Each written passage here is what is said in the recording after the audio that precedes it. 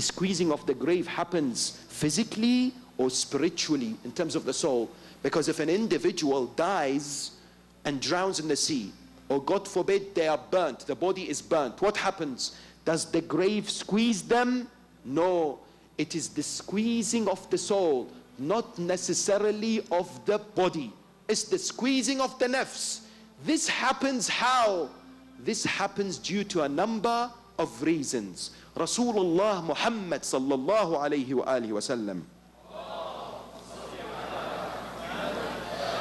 mentions to us why the squeezing of the grave happens. Please pay attention to this so that we can avoid it, so that you and I can prepare ourselves. So this dhammatul qabr doesn't necessarily apply to us. It applies to many people.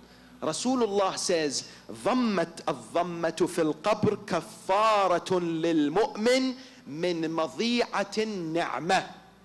That the squeezing of the grave is a source of what?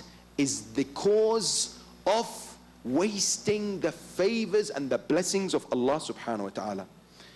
Is a form of purification for the believer. Here in the United States of America, on an annual basis, 40% of the food that is produced annually is thrown away. That equates to 165 what? $billion of food that is thrown away annually. If 15% of this is not thrown away and saved, that can feed 25 million people. Can you imagine how much waste we give away?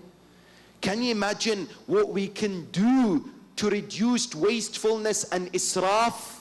There are a number of things that we can do. Number one, we do not buy, for instance, food that we do not necessarily eat. Number two, we do not cook food that we know that we cannot complete.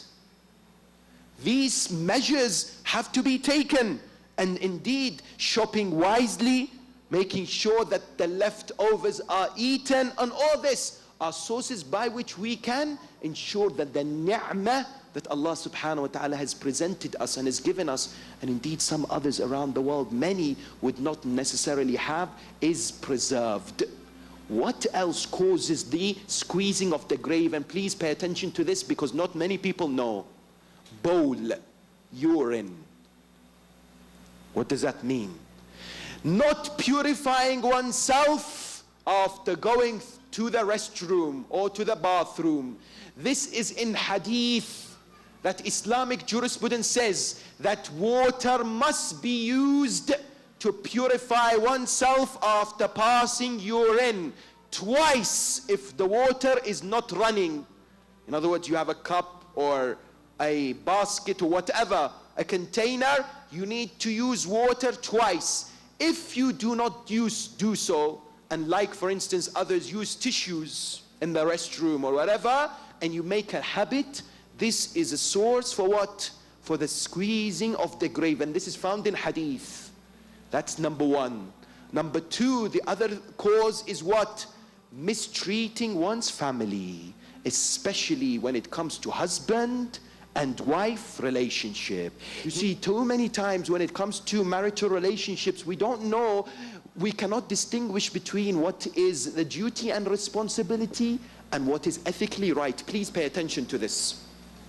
Many men think that their wives have to cook with them, have to clean the house, have to breastfeed their children, otherwise they're not performing their duties or responsibilities.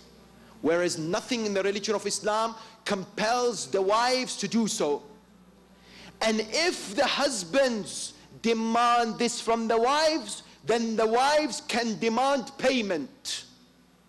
Tell me, how many wives out there go forward and say, I've cooked for you, this costs $50?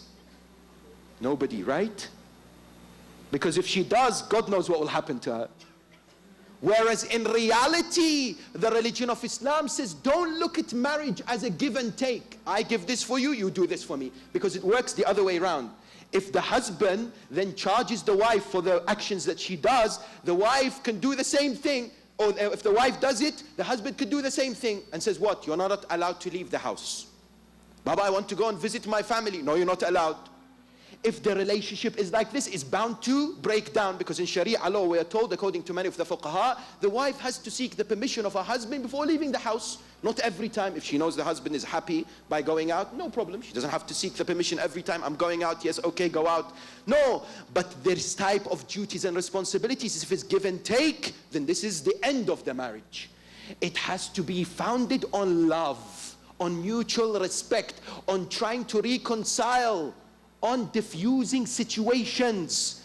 Likewise, when the wife does what? Becomes patient with the husband if they've come back tired or angry, or they've seen things during their working day, and they express love and they display their emotion towards the husband out of compassion, Allah subhanahu wa ta'ala rewards them greatly. Rasulullah says that if a wife does this, Allah grants her the reward given to Asiya, the wife of Fir'aun.